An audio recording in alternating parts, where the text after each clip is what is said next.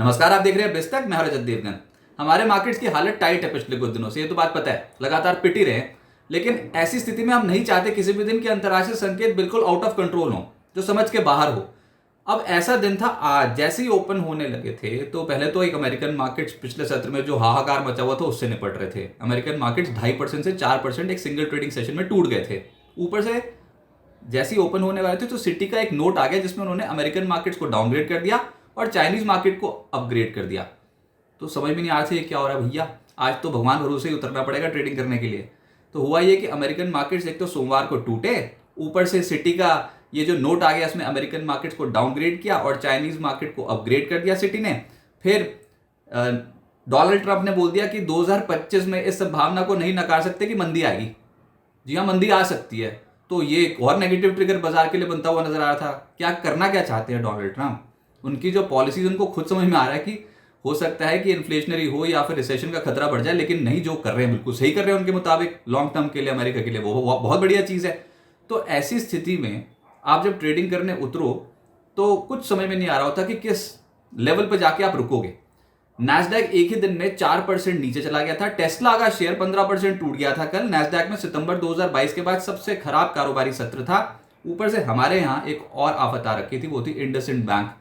उनमें इंडसइंड बैंक के derivative portfolio की अकाउंटिंग में गड़बड़ी पाई गई। ये उन्होंने इंटरनल जांच कराई है और उसके बाद एक्सटर्नल जांच भी हो रही है। लेकिन हाँ, ये जो इस समय जो डेरिवेटिव्स पोर्टफोलियो की अकाउंटिंग में गड़बड़ी पाई गई है, दिसंबर 2024 तक के नेटवर्थ का 2.35% हिस्सा प्रभावित होगा। ये हो कैसे गया यही समझ में नहीं आया। और जैसे ही आज इंडसइंड बैंक खुला, 10% का लोअर सर्किट, फिर 5% और लोअर सर्किट, फिर 5% और लोअर सर्किट करते करते दिन के दौरान 27% टूट गया। अब ऐसी स्थिति में बताओ कुछ है बाजार पे कि बुल्स पकड़ बनाएंगे?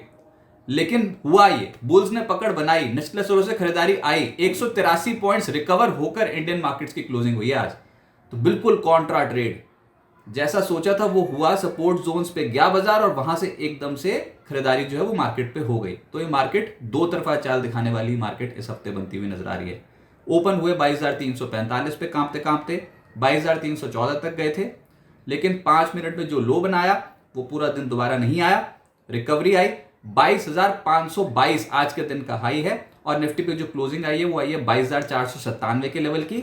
37 पॉइंट्स क्लोज टू क्लोज बढ़त दिखाई देगी आपको। लेकिन निचले स्रों से देखोगे तो 183 पॉइंट्स की रिकवरी के साथ निफ्टी बंद हुआ है। निफ्टी बैंक 362 अंक गिरकर बंद हुआ है, 47,853। ये भी बढ़िया वो इसलिए क्योंकि इसमें से अगर आप इंडसइंड बैंक की 27% की गिरावट को हटा दो तो फिर तो बढ़िया ही था निफ्टी बैंक आज।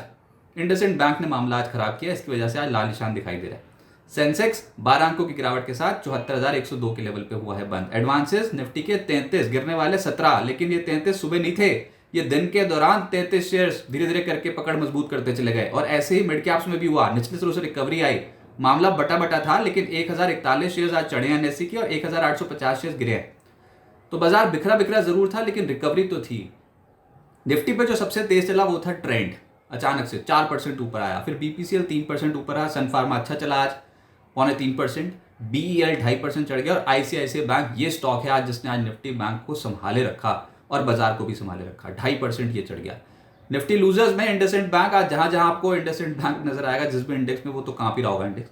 तो इंडसइंड बैंक 27% नीचे चला गया आज। बहुत ही तगड़ी बिकवाली थी भैया, ये कॉन्फिडेंस हिलाने वाली बिकवाली और गिरावट थी इंडसइंड बैंक को। इसकी किसी को उम्मीद नहीं थी, लेकिन बहुत बुरी तरह फंसा गया ये स्टॉक।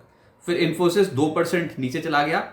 बजाज फिनसर्व, एमएनएम और पावर ग्रिड जैसे स्टॉक्स पर भी आज दबाव देखने को मिला। एफएनओ गेनर्स में टाटा कम्युनिकेशन अच्छा चला आज 8.5% ऊपर। पेटीएम 7% ज्यादा चढ़ गया। फीनिक्स लिमिटेड, ट्यूब इन्वेस्टमेंट और लोधा जैसे जो स्टॉक्स है इन यहाँ पर 5% से 6.5% तेजी आई। एफएनओ लूजर्स में इंडसइंड बैंक 27% टूटा। फिर बंधन बैंक भी साथ साथ टूट गया 5.25%। बॉम्बे स्टॉक एक्सचेंज का स्टॉक 5% नीचे आ गया। आरबीएल बैंक, अशोक लेलैंड, इन स्टॉक्स पे दबाव देखने को मिला। मिड कैप गेनर्स में चेन्नई पेट्रो आज 7.5% चढ़ा है। ग्रेफाइट का स्टॉक 6.5% चढ़ा है। अनंत राज, शारदा एनर्जी, मैक्स फाइनेंशियल 5% से 5.25% उछल गए। और लूजर्स में नोवामा 7% नीचे, पॉली मेडिक्योर 7% नीचे, सेंको, जेंसा, टेक, त्रिवेणी टर्बाइन 6% से 7.25% नीचे।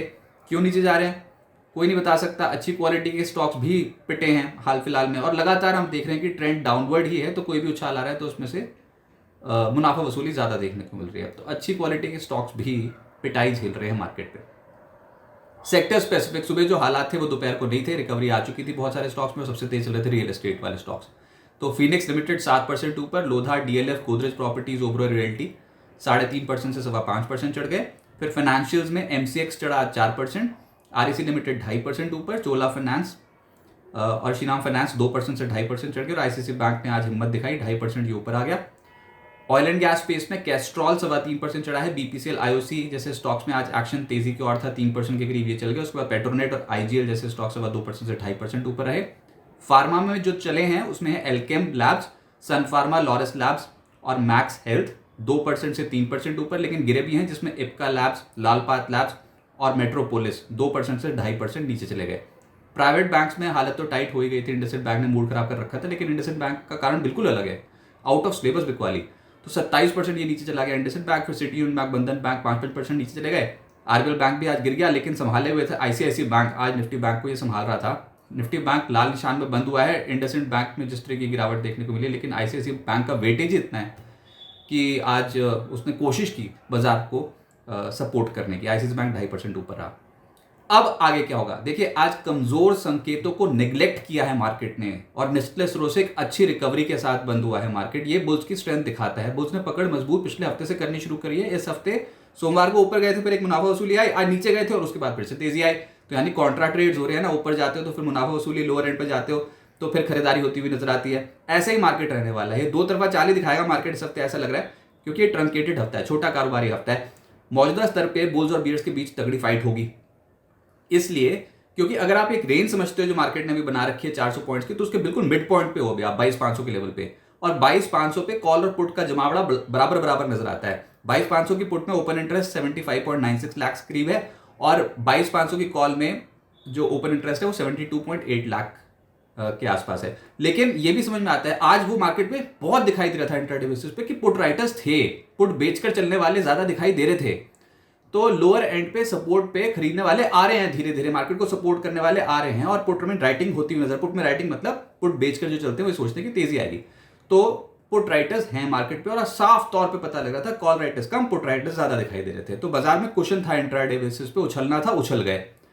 अब ये छोटा कारोबारी हफ्ता है, 14 मार्च की छुट्टी है, उसके बाद 13, उससे पहले 13 मार्च को हमारी निफ्टी की वीकली एक्सपायरी है, तो कोई बड़ी चाल तो एक्सपेक्टेड है नहीं। और इस हफ्ते का हाई जो कल लगा था वो था 22,676 का, और लोअर एंड पे आप 22,300 के लेवल को तोड़ नहीं पाए हो। अभी ऐसे ही रहेगा ये 22,700 22,750 के आसपास एक हर्डल आएगा, इसको इतना इजीली तो क्रॉस करने वाले हो नहीं, तो यहां पर रेजिस्टेंस मिलेगा और लोअर लेवल्स पे ये 22,400 को तोड़ना ही मुश्किल हो जाएगा, ऐसा लग रहा है। कोई डिप आया तो फिर से लपक लेंगे, लोअर लेवल पे फिर से खरीदारी होगा, कॉन्ट्रा ट्रेड ही। देखो जब आपको लगेगा कि बहुत तेजी आ गई तो एकदम से प्रॉफिट बुकिंग, जब लगेगा मंदी है, चौतरफा खराब खबरें आ रही है, तो वहां से खरीदारी होती हुई नजर आएगी। तो ये कैप्चर करना मूव मुश्किल होता है, लेकिन हाँ ये एक कंसोलिडेशन का फेज जरूरी है मार्केट में, टाइम स्पेंड करना है, टाइम पास करना है मार्केट पे, और मार्केट ऐसे हिचकोले खाता रहेगा ऐसा लग रहा है फिलहाल।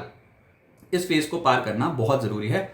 कल महंगाई के आंकड़े आएंगे यूएस में भी और भारत में भी, ये इंपॉर्टेंट, और अगले हफ्ते तो आपको पता है यूएस फेड की पॉलिसी आनी है, तो उससे पहले हो सकता है कि बाजार अभी एक रेंज में फंसा रहे।